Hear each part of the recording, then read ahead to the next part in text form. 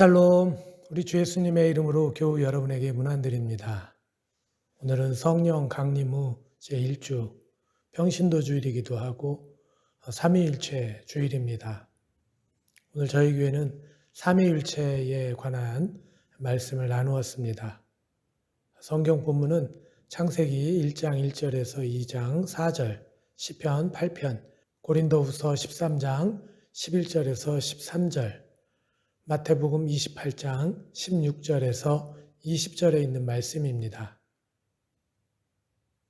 저희 교회에서는 요즘 수요 예배에 요한계시록의 말씀을 나누고 있는데요. 저희는 요한계시록의 메시지를 앞으로 일어날 그런 일들을 기록한 책으로서 읽지 않고 초대교회 기독교인들이 로마의 박해 속에서 신실하게 믿음을 지킬 것을 요구하고 요청하는 그런 책으로 읽고 있습니다. 그래서 요한계시록의 핵심장은 4장과 5장으로 하나님과 예수님 그리고 성령님께 예배하는 그런 메시지로 읽고 있는데요. 그렇다면 어째서 이런 해석의 방향을 선택하게 되었는지 궁금하실 것 같습니다. 초대교회 성도들은 기독교 신앙을 유지하는데 아주 어려움을 겪고 있었습니다. 곧 오실 것 같았던 예수님의 재림이 지체되고 있었고 또 세상의 지배자 로마의 기독교 박해가 극에 달하고 있었기 때문입니다. 그리스도인들은 이러한 시대에 자신들이 믿고 있었던 바를 의심할 수밖에 없었는데요. 그때 사도 요한에게 주어진 하늘의 메시지가 예수님께서 세상의 통치자들로부터 그리스도인들을 구원하는 그리스도라는 것이고 또 그 예수님이 바로 하나님이시다라는 것입니다. 이 명제는 오늘 우리 그리스도인들에게는 너무 당연한 것인데 초대교회 시절의 성도들에게는 정말 당연하지 않은 그런 명제였다는 것이죠. 예수님의 그리스도 되심을 의심할 수밖에 없는 그런 상황이었다는 것입니다. 그런데 이러한 강조는 사도 요한 선생님의 글에 지속적으로 나타나고 있는 것을 우리가 수요 예배 시간에 함께 나누어 왔던 주제였습니다.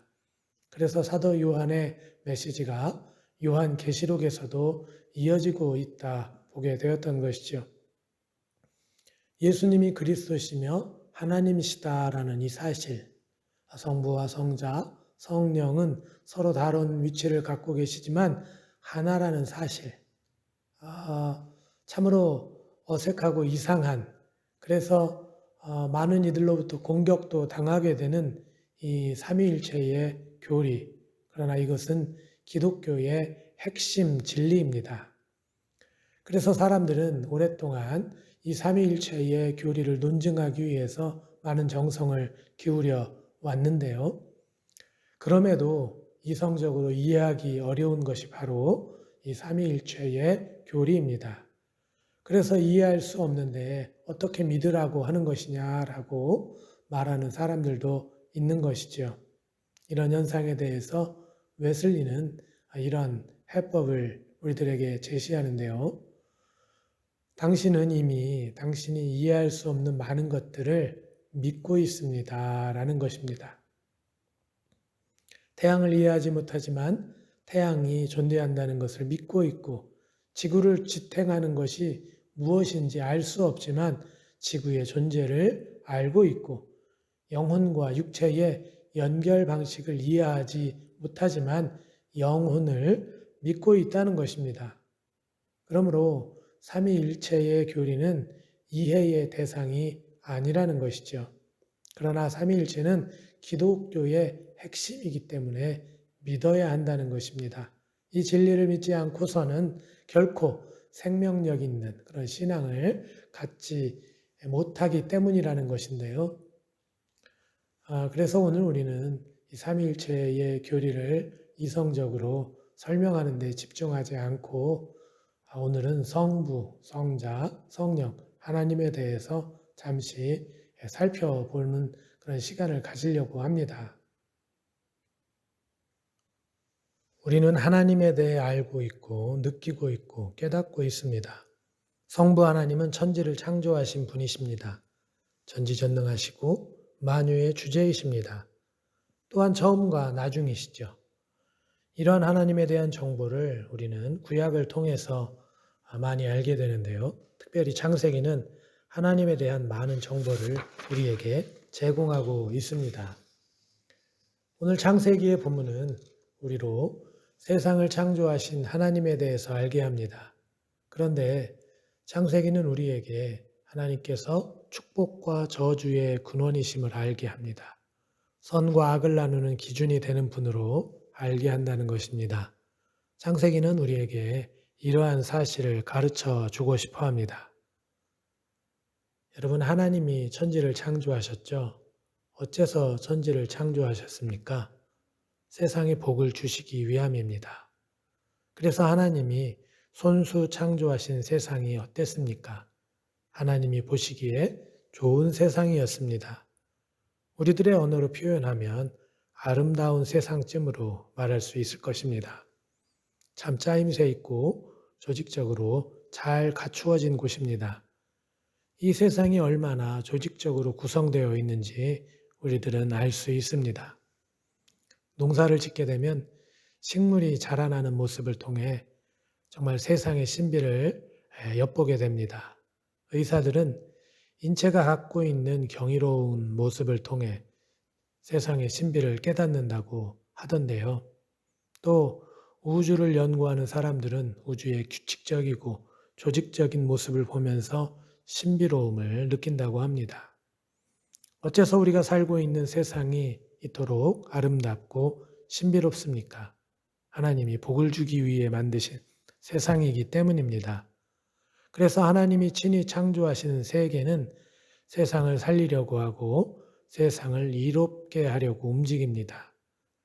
하나님이 만드신 세상은 그래서 축복입니다. 오늘 우리들이 그것을 누리고 있습니다. 그런데 이러한 세상이 저주를 받았습니다. 하나님께서 세상을 저주하고 싶어 그런 것이 아닙니다. 바로 인간의 죄악 때문입니다. 아담과 하와가 하나님 앞에 죄를 짓고 그들이 저주를 받았습니다. 가인이 동생 아벨을 죽이고 저주를 받아 세상을 유리하는 자가 되었습니다. 죄가 세상을 관영함으로 세상이 저주를 받아 물로 심판을 받게 되었습니다. 창세기는 이러한 사실을 우리에게 가르쳐 주고 싶어 합니다. 그러므로 창세기가 이야기하는 선과 악은 도덕적이고 율법적이지 않습니다. 우리가 알아야 하는 선과 악의 기준은 하나님이심을 알게 합니다. 이것은 세상의 근원과 기준 그리고 통치가 하나님께 있다고 하는 사실을 우리가 알아야 한다고 지시하고 있는 것이죠. 이렇게 하나님은 세상을 복주시기 원하는 분이다라는 것입니다. 기독교의 핵심은 예수님이 그리스도시며 하나님이라는 사실입니다. 하지만 사람들은 예수님을 위대한 스승 정도로 생각했습니다. 성경에서 예수님이 하신 말씀은 믿지 않는 사람들도 위대한 가르침으로 여기고 있는데요. 그러나 예수님은 위대한 선생으로 한정할 수 있는 분이 아닙니다. 예수님은 하나님이십니다. 이것을 인정하고 믿느냐, 그렇지 않느냐에 따라서 기독교인인가 그렇지 않은가가 나뉘어집니다. 웨슬리는 영적 예배라는 설교에서 예수님이 하나님이시고 그분이 우리에게 영원한 생명이 되신다는 사실을 전하고 있는데요. 웨슬리는 성경을 기록한 분들이 예수님을 하나님으로 높이고 있다 말합니다. 바울이 그랬고 사도 요한이 그런 것이죠. 먼저 바울의 이야기를 들어봅니다. 그리스도가 그들에게서 나셨으니 그는 만물 위에 계셔서 세세의 찬양을 받으실 하나님이시니라. 아멘. 이제는 요한의 이야기를 들어보겠습니다. 태초에 말씀이 계시니라. 이 말씀이 하나님과 함께 계셨으니 이 말씀은 곧 하나님이시니라. 그가 태초에 하나님과 함께 계셨고. 그리고 이제 오늘 마태복음 본문을 보면 예수님이 제자들을 온 세상으로 파송하시는데요. 이 장면에서 예수님의 중요한 파송의 언어가 있습니다. 그것은 아버지와 아들과 성령의 이름으로입니다. 예수님께서 삼위일체 되신 하나님이심을 표현하고 계신 것이죠. 누가복음 9장 20절에서 너희는 나를 누구라 하느냐라는 질문은 예수님의 특별함이 사람들에게 전해진 후에 하신 것입니다. 예수님의 특별함은 사람들로 하여금 세례 요한을 떠올리게 했습니다. 엘리야를 회상하기도 했고 훌륭한 옛날 한 선지자들을 추억하게 했습니다. 그러나 이것은 예수님께서 합당하게 여긴 대답이 아니었습니다. 이때 베드로가 이야기하죠. 하나님의 그리스도시니이다. 이 표현이 마태복음 16장 16절에서는 더욱 극적으로 나타나고 있습니다. 주는 그리스도시요 살아계신 하나님의 아들이십니다. 라고 말입니다. 유대교나 이슬람 그리고 많은 사람들이 예수님을 특별한 사람으로 기억하고 있지만 예수님은 사람들이 생각하는 그런 특별한 사람과 다른 분임을 알 수 있습니다. 세상에 있었던 다른 특별한 사람들은 무엇을 살펴보아도 그들의 본성이 사람들과 다르지 않습니다. 그러나 예수님은 그의 진정한 정체에 대해서 깊은 의문을 갖게 하는 유일한 분입니다. 예수님만은 간단히 파악되지 않는 분이시기 때문입니다. 예수님에 대한 성경의 기록들은 예수가 하나님과 특별한 관계를 지닌 사람인 동시에 사람의 본성을 넘어서는 분이라고 이야기하고 있습니다. 바로 예수님이 죽은 사람 가운데서 살아났다고 말합니다. 어떤 종교의 장시자나 어떤 위대한 정신적 스승도 죽은 자 가운데서 다시 살아났고 40일 동안 제자들에게 나타났으며 육적인 몸과 동시에 초월적인 몸을 지니고 있었다는 증언을 찾아볼 수가 없는데 말이죠. 이러한 예수님의 특별함, 즉 사망의 몸에서 자유함을 얻은 특별함은 이제 세상을 향한 하나님의 사랑을 완성하기 때문에 더욱 빛을 발합니다. 세상에 복 주시려고 하는 하나님의 의중을 완성하는 것입니다. 제자들에게 사명을 수여하시는 마태복음 28장 20절에 내가 너희에게 분부한 모든 것을 가르쳐 지키게 하라라고 예수님께서 명령하시는데 이렇게 제자들에게 자신 있게 말씀하실 수 있는 이유는 예수님이 세상에 복된 소식이기 때문입니다. 어째서 그럴까요? 성부 하나님이 세상을 복되게 하셨으나 사람들의 죄로 인해 세상이 저주를 받았습니다. 저주받은 세상이 망할 수밖에 없고 사망의 지배를 받을 수밖에 없었으나 예수님은 그 세상에 구원의 문을 여셨기 때문입니다. 그런데 이것은 예수님이 구원의 문을 여셨다는 것, 이것은 우리 각자가 삶의 현장에서 예수님을 통해 하나님의 저주를 만나게 될 때 확인하게 됩니다. 요즘 참 안 좋은 소식이 많죠? 입에 담기도 어렵고 부끄러운 일들이 너무나 많이 일어나고 있습니다. 사람의 탈을 쓰고 어떻게 저런 일을 할 수 있을까 싶은 일이 너무 많아서 정말 허탈합니다. 그런데 뉴스를 통해 접한 이런 이야기들이 나와는 상관없는 것 같지만 사실 알고 보면 우리 주변의 일들입니다. 그런데 이렇게 무섭고 삭막하고 말세라 여겨지는 소식들을 통해서 간구하게 되는 것이 있습니다. 무엇입니까? 바로 주님의 자비, 주님의 은혜입니다. 세상의 험악한 모습은 하나님의 저주의 현장입니다. 그러나 우리는 그곳에서 주님의 자비를 기도하게 되고 주님의 은혜만이 우리의 구원이 됨을 깨닫게 되는 것입니다. 이것은 어떤 곳에만 적용되는 것이 아니라 어느 곳에나 통용됩니다. 그렇기 때문에 예수님이 구원의 문을 여셨음을 우리가 알게 되는 것이죠. 아멘. 오늘 본문 고린도후서 13장 13절은 목사님들 축도의 원형입니다. 이곳에 성령님의 교통하심이 나타나는데요. 교통은 코이노니아가 번역된 말입니다. 그러므로 교통이란 서로 막힘이 없이 교제하는 관계를 말하는 것입니다. 우리가 예수님을 통해 하나님을 신뢰하는 신앙생활을 하면서도 삶 속에서 막히는 부분이 참 많습니다. 모르는 부분도 많고요. 이렇게 답답한 우리의 믿음의 여정에 함께 하시는 분이 바로 성령님이시죠. 우리와 함께 하시는 성령님은 우리를 돕고 성장시키며 또 인도하십니다. 그래서 신앙생활의 답답함이 해결됩니다. 그래서 또한 우리는 성령 충만함 받기를 간절히 간구하게 되는 것이죠. 성령님께서는 우리의 뜻대로 인도하는 것이 아니라 하나님의 뜻 가운데로 우리를 이끄십니다. 하나님의 뜻을 이루어가는데 유익이 되도록 우리를 성장시키십니다. 그러므로 성령 충만은 하나님의 뜻입니다. 강권적인 하나님의 역사입니다. 이러한 교통하심이 우리에게 충만하기를 우리는 간구해야 합니다. 그런데 늘 말씀드리지만 성령의 흔적이 너무나 분명하게 우리에게 주어졌습니다. 성경 말씀이 성령의 선명한 흔적입니다. 이 말씀은 희미하지 않습니다. 우리로 하나님의 뜻이 무엇인지 분명히 알게 합니다.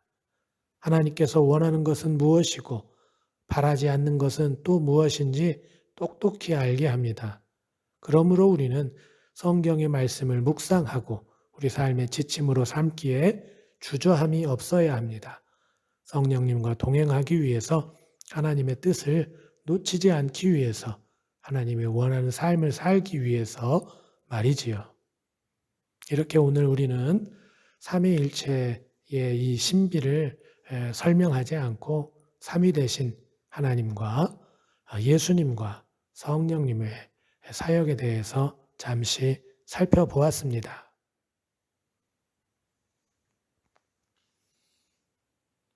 사실 삼위일체의 교리는 이해하기도 힘든데 이 삼위일체를 우리 신앙생활에 어떻게 적용할지는 더 막막한 기분이 들기도 하는데요. 그런 우리의 마음에 웨슬리 목사님의 설교문이 좋은 대답을 해주고 있는 것 같습니다. 우리가 처음 그리스도를 알게 될 때 성령으로 인하여 그분을 주님이라 부를 수 있게 될 때 영원한 생명이 시작됩니다. 내가 사는 것은 나를 사랑하사 나를 위하여 자기 자신을 버리신 하나님의 아들을 믿는 믿음 안에서 사는 것이라. 성령께서 우리 안에 심어주신 이 고백을 우리가 할 수 있게 될 때 영원한 생명은 시작됩니다. 영원한 생명이 시작되면 참되고 충만하고 순수한 행복이 시작됩니다. 영혼 안에 천국이 펼쳐집니다. 하나님의 사랑이 우리의 마음에 부어지는 내내 천국의 온전한 삶이 시작됩니다. 하나님의 사랑이 우리 마음에 부어지면 우리는 온 인류를 사랑할 수 있게 됩니다. 겸손, 온유, 인내, 모든 상황에서 자족함과 같은 참된 열매들을 맺게 됩니다. 온유하고 순수한 선행으로 사랑하게 됩니다. 하나님의 온전하신 뜻에 대한 순종으로 인하여 우리는 항상 기뻐하고 범사에 감사하게 됩니다. 사랑하는 교회 여러분, 성부, 성자, 성령, 하나님은 삼위일체 하나님이십니다. 아버지로 다가오셔서 우리를 품으시기도 하고 성자의 은혜로 우리의 구원의 빛이 되시기도 합니다. 그리고 성령으로 우리와 함께 하셔서 길을 헤쳐나가게 하십니다. 이 삼위의 하나님을 알고 깨닫고 누리는 은혜가 저와 여러분 모두에게 가득하시기를 예수님의 이름으로 축복합니다. 할렐루야.